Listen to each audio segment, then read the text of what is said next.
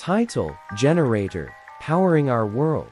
Meaning: today, we're exploring the word generator. A generator is a device that converts mechanical energy into electrical energy. It's like a magic box that provides us with the electricity we rely on every day. Pronunciation: pronouncing generator is straightforward. ʻdʒɛnə́reɪtər, with a soft G and a long E. Use in a sentence. For example, during a power outage, a portable generator can provide electricity to keep essential appliances running, such as lights and refrigerators.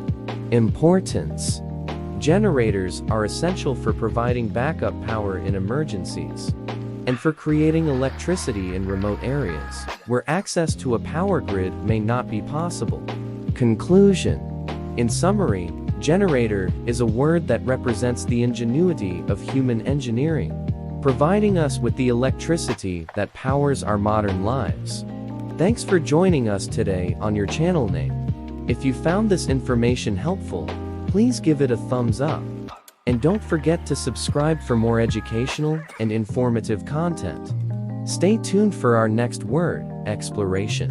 Until then, appreciate the remarkable work of generators in our world.